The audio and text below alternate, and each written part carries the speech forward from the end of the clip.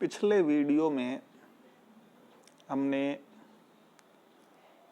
एक सूत्र के द्वारा युष्मद सुबंत और अस्मद सुबंत को क्रमशः तवक और ममक आदेश के रूप में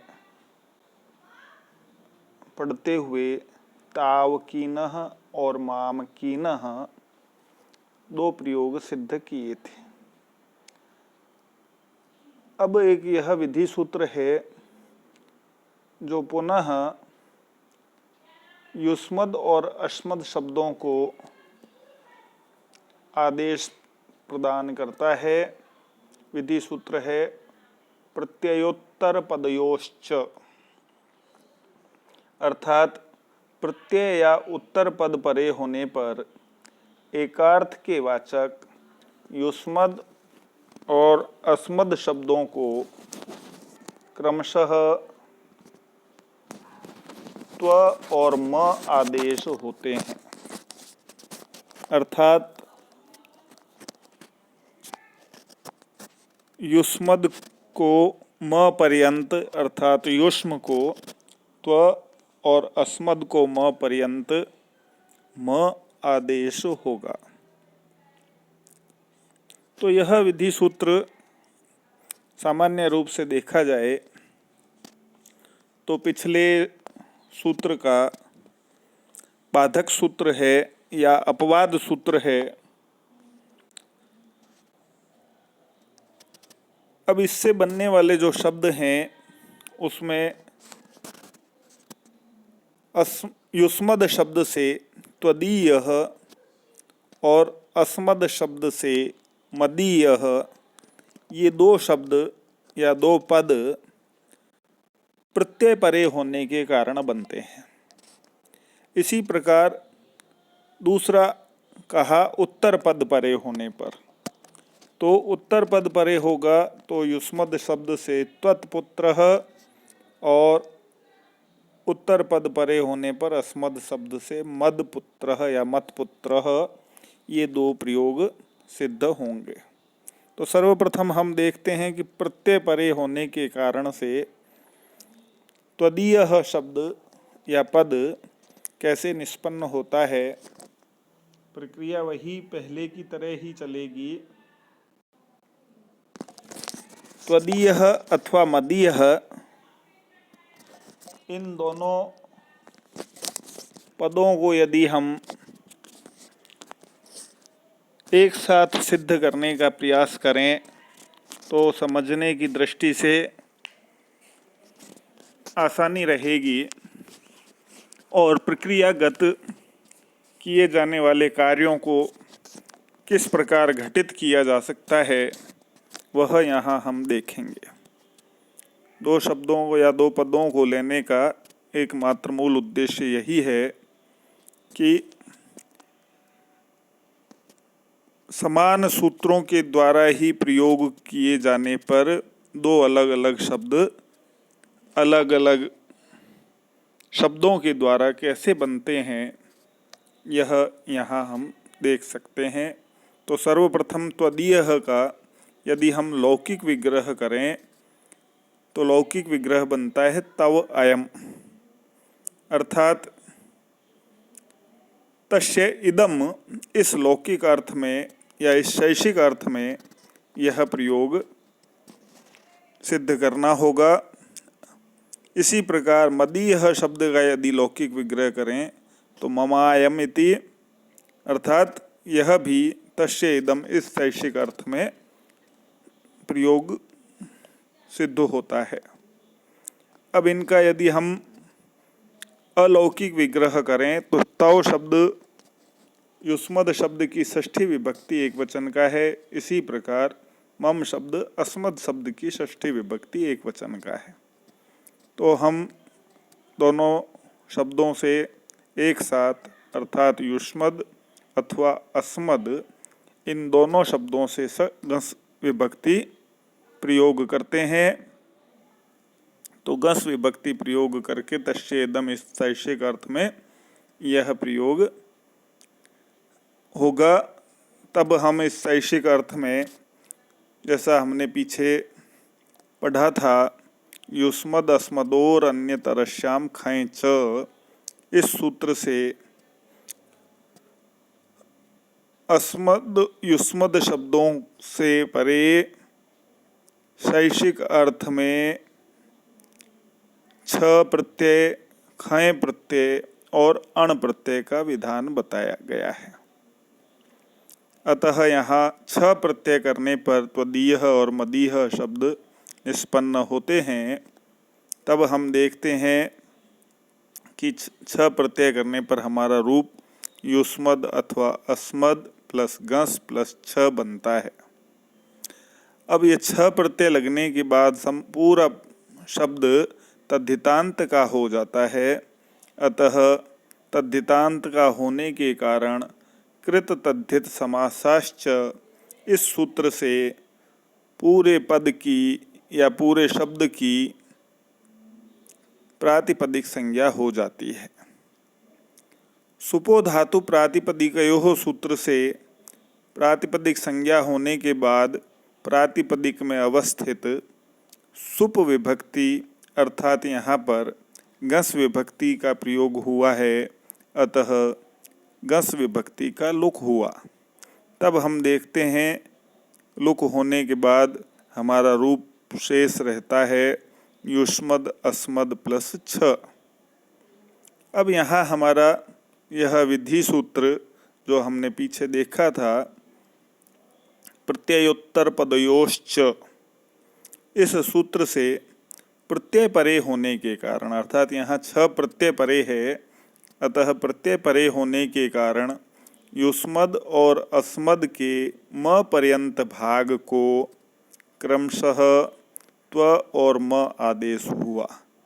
तब हम देखते हैं कि युष्मद में म पर्यंत भाग को त्व आदेश होगा और अस्मद के म पर्यंत भाग को म आदेश होगा।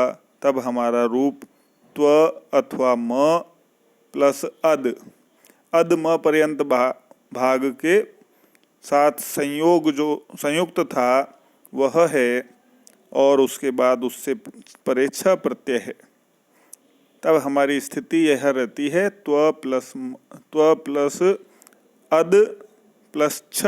इसी प्रकार मदीय का यदि करेंगे तो म प्लस अद प्लस छ।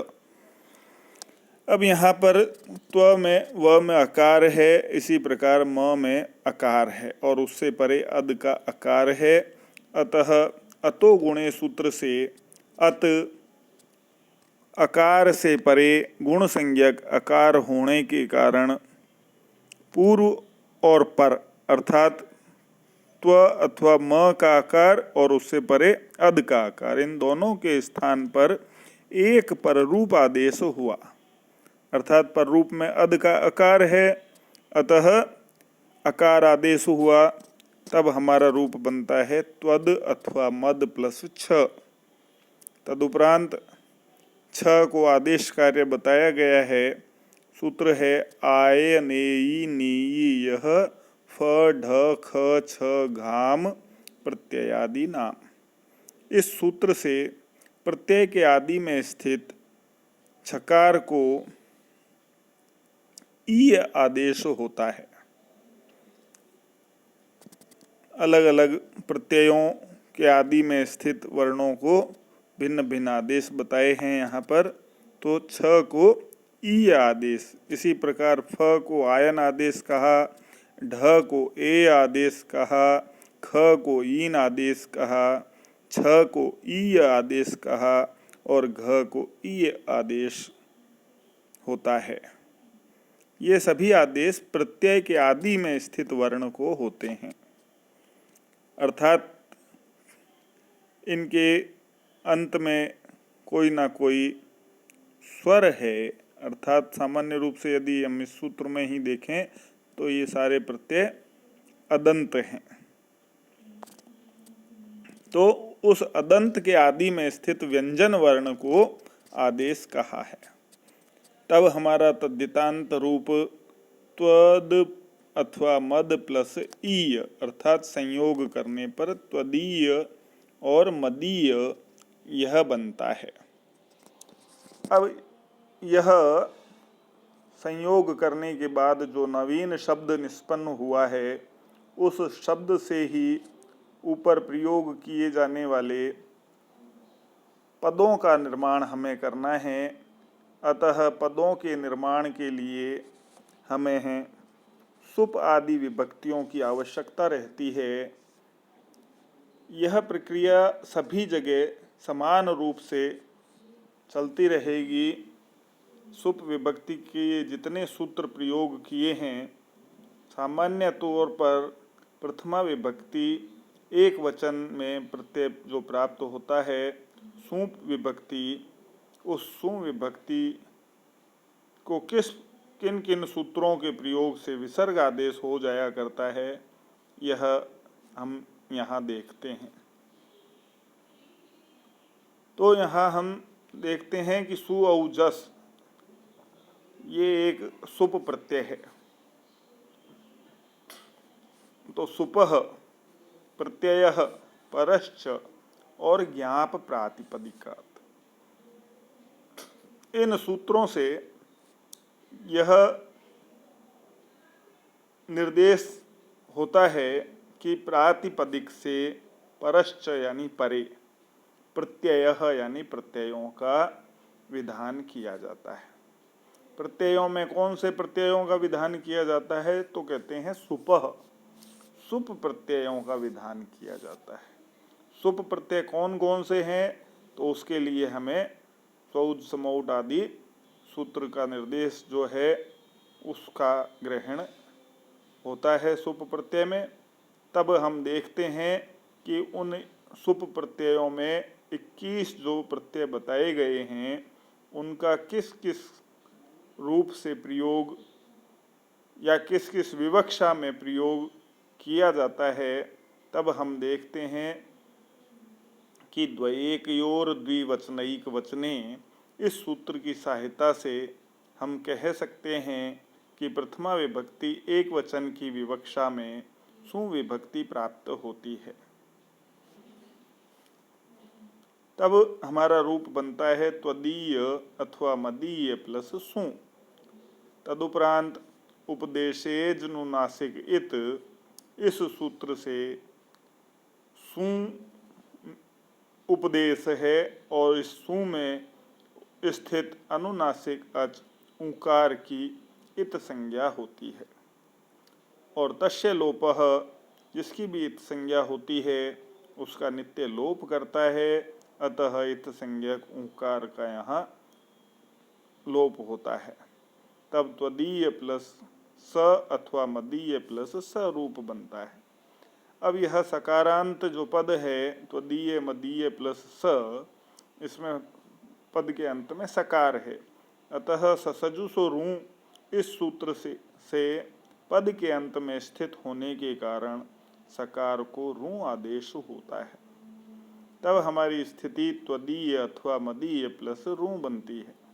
अब रू भी चूंकि उपदेश है, अतः इस रू में स्थित अनुनासिक अच ऊकार की उपदेशेज अनुनासिक इत, इस सूत्र से इत संज्ञा हो जाती है और इत संज्ञा का नित्य लोप विधान है। अतः तस्य लोपः सूत्र से उस ऊकार का लोप हो जाता है। तब हमारी स्थिति बनती है त्वदीय अथवा मदीय प्लस र। अब र के बाद कोई वर्ण नहीं है पद में, अतः विराम में स्थित वर्ण की अवसान संज्ञा का निर्देश करता है विरामोवसानम सूत्र। तो इस सूत्र से विराम में स्थित होने के कारण यहाँ रेफ की अवसान संज्ञा होती है। तदुपरांत खरवसानयोर विसर्जनीय, इस सूत्र से अवसान संज्ञक होने के कारण रेफ को विसर्ग आदेश हो जाता है। तब हमारा रूप प्रथमा विभक्ति एक वचन की विवक्षा में त्वदीय अथवा मदीय सिद्ध होता है। तो इस प्रकार से हम किसी भी शब्द को या यूँ कहें पद को शब्द से पद बनता है। पद बनाने के लिए पद की संज्ञा हम जैसा जानते हैं सुप्तिगंतम पदम।